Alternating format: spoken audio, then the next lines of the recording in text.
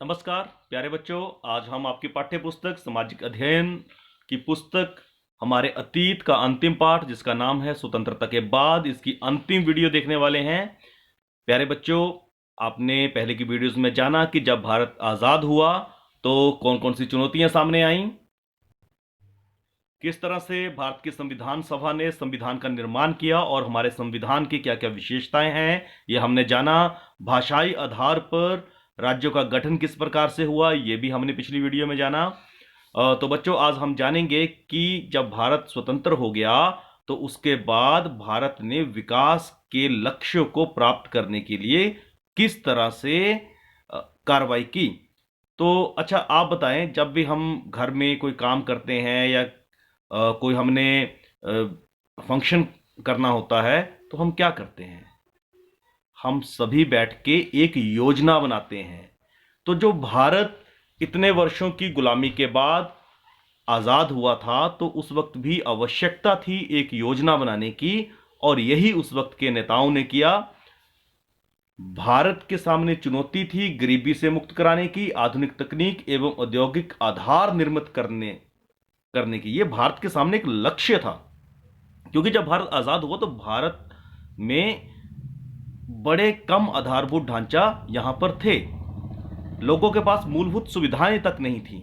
1950 में सरकार ने आर्थिक विकास के लिए नीतियां बनाने और उसे लागू करने के लिए योजना आयोग का गठन किया। जिस तरह हम घरों में बैठ के भी किसी आने वाले कार्य की योजना बनाते हैं, उसी तरह से एक योजना आयोग बनाया, और एक जो आम सहमति बनी वो थी मिश्रित अर्थव्यवस्था। इसका मतलब क्या होता है कि आर्थिक कार्यों में, आर्थिक विकास के कार्यों में सरकारी तंत्र और निजी तंत्र मिलकर काम करेंगे। यहां राज्य और निजी क्षेत्र दोनों ही उत्पादन बढ़ाने और रोजगार पैदा करने में महत्वपूर्ण परस्पर पूरक भूमिका अदा करते हैं। मतलब जो निजी तंत्र के लोग होते हैं, बड़े बड़ी कंपनियों के लोग होते हैं, संपन्न लोग होते हैं, वो भी सरकार की मदद करते हैं। कुछ उद्योग लगाकर, फैक्ट्रीज लगा के, आपने देखा होगा आपके गांव में या शहरों में आसपास सरकारी स्कूल भी होते हैं, प्राइवेट स्कूल भी होते हैं। अगर सरकार चाहे कि सारे स्कूल सरकारी ही हों तो ये भी संभव नहीं हो पाता। निजी कंपनियों के साथ, निजी समुदायों के साथ जो लोग होते हैं उनके साथ मिलकर ही काम करना पड़ता है, तभी हम शिक्षा के सार्वभौमिकरण के लक्ष्य को प्राप्त कर पाएंगे। अगर हम स्वास्थ्य सुविधाओं की बात करें तो सिर्फ सरकार बोले कि मैं सारी स्वास्थ्य सुविधाएं दे सकती हूं, ऐसा नहीं हो सकता। निजी क्षेत्र को साथ में आना पड़ता है। केवल निजी क्षेत्र चाहे कि मैं सुविधाएं दे पाऊंगा तो यह भी नहीं होता है, तो दोनों को मिलकर काम करना पड़ता है। इस तरह की अर्थव्यवस्था को हम मिश्रित अर्थव्यवस्था कहते हैं। प्यारे बच्चों, योजना आयोग का एक और उद्देश्य भी था कि जब निजी क्षेत्र और राज्य क्षेत्र, मतलब सरकारी क्षेत्र, जब मिलकर काम करेंगे तो ये भी तो देखना पड़ेगा कि कौन कहां क्या भूमिका अदा करेगा। तो ये भी योजना आयोग उसमें चिन्हित कर देता है कि कौन से उद्योग सरकार द्वारा और कौन कौन से उद्योग बाजार द्वारा, यानी निजी उद्योगपतियों द्वारा लगाए जाएंगे। विभिन्न क्षेत्रों में राज्यों के बीच किस तरह का संतुलन बनाया जाएगा, इन सबको परिभाषित करना योजना आयोग का काम था। तो इस तरह से एक योजना आयोग बना और वो पंचवर्षीय योजनाएं बनाता था, मतलब 5-5 सालों के लक्ष्य अपने लिए रखता था। तो यहां पर बड़ा महत्वपूर्ण है क्योंकि भारत नया नया आजाद हुआ था और बड़ी समस्या थी आधारभूत ढांचा तैयार करना। तो जो 1956 में जब दूसरी पंचवर्षीय योजना तैयार की गई तो उसमें जो मुख्य उद्देश्य रखा गया वो था भारी उद्योगों और विशाल बांध परियोजनाओं आदि पर सबसे अधिक जोर दिया गया, ताकि यहां पर रोजगार भी उत्पन्न हो और लोगों को सुविधाएं देने का इंतजाम भी किया जाए। तो अब जब इस तरह रखा गया तो कुछ लोग इसके समर्थन में आए, कुछ लोगों ने इसका विरोध भी किया। कुछ लोगों ने कहा सही है कि ये होना चाहिए, पर कुछ लोगों ने ये कहा कि क्योंकि भारत एक कृषि प्रधान देश है तो पहले खेती पर जोर दिया जाना चाहिए, शिक्षा पर जोर दिया जाना चाहिए। पर ये सारे काम पैरेलल चले हुए थे, समानांतर रूप से शिक्षा पर भी जोर दिया जा रहा था, कृषि पर भी जोर दिया जा रहा था, परंतु आधारभूत ढांचे, उद्योगों और बांधों पर भी ज्यादा जोर दिया जा रहा था। क्योंकि आपके पास एक जीके का क्वेश्चन बन गया कि द्वितीय जो पंचवर्षीय योजना थी वो कौन से वर्ष में लागू हुई? 1956 में। और उसमें अधिक बल किस पर दिया गया? तो अधिक बल दिया गया था भारी उद्योगों और विशाल बांध परियोजनाओं पर। जैसा कि मैंने कहा कि कुछ लोगों ने इसका विरोध भी किया, कुछ लोगों ने कहा कि प्राथमिक शिक्षा की उपेक्षा हो रही है, कुछ लोगों ने कहा कि आर्थिक नीतियों के कारण पर्यावरण पर बुरा प्रभाव पड़ रहा है। ये चर्चा हम आज भी करते हैं, जब भी कहीं कारखाने लगते हैं, औद्योगिकरण पर ज़्यादा बल दिया जाता है तो हमें पर्यावरण की चिंता तो होती है। और उस वक्त से भी ये बात चली आई है। आपकी पुस्तक में दिया गया है, महात्मा गांधी जी की एक अनुयायी थी मीरा बहन, उन्होंने 1949 में ये लिख दिया था कि विज्ञान और मिशनरी के द्वारा उसे मतलब मानवता को कुछ समय तक काफी फायदा हो सकता है। जो हम उद्योग लगा रहे हैं इससे मानवता को फायदा तो होगा, लेकिन आखिरकार तबाही ही मिलेगी। हमें कुदरत के संतुलन का अध्ययन करके उसके नियमों के हिसाब से अपनी जिंदगी चलानी चाहिए, तभी हम स्वस्थ और नैतिक रूप से सभ्य प्रजाति के रूप में जीवित रह पाएंगे। ऐसा उन्होंने कहा कि हमें पर्यावरण और विकास के मध्य एक संतुलन बैठाना चाहिए। हम विकास के लिए इतने आतुर ना हो जाएं, प्रकृति का इतना दोहन ना कर दें कि बाद में हमें उसका खमियाजा भुगतना पड़े। हम आज भी इन्हीं विषयों पे चर्चा करते हैं। प्यारे बच्चों, यहाँ पर यह पढ़ना भी महत्वपूर्ण होगा कि देश नया नया आज़ाद हुआ था तो हमारे संबंध बाकी देशों के साथ कैसे हों। तो एक स्वतंत्र विदेश नीति की चाह भी उस वक्त के नेताओं को थी।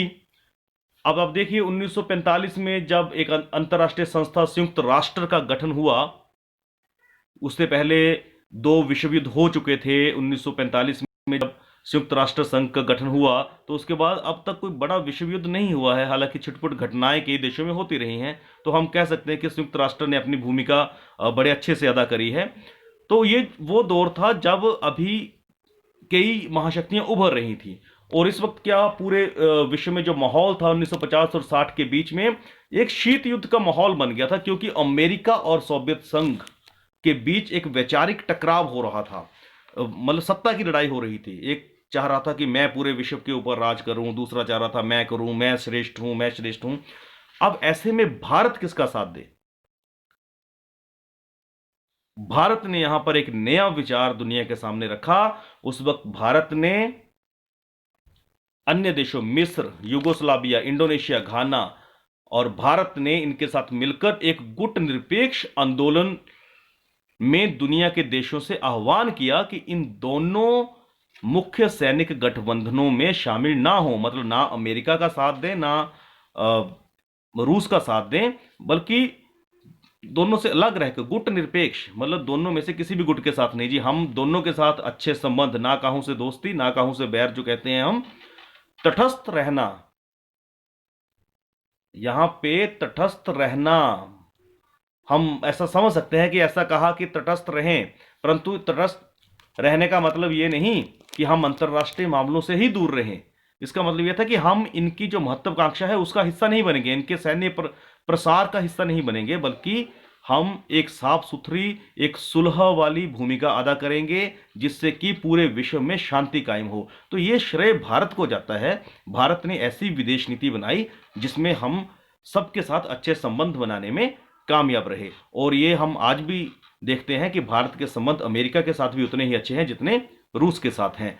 तो क्योंकि हम किसी भी देश की महत्वाकांक्षा में उसका हिस्सा नहीं बने हैं। तो ये भारत की विदेश नीति की बहुत बड़ी विशेषता है कि हमने हमेशा गुट निरपेक्ष आंदोलन का समर्थन किया है।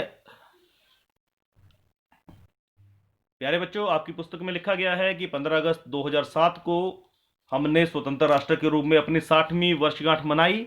तो अभी 2020 चला है, तो हम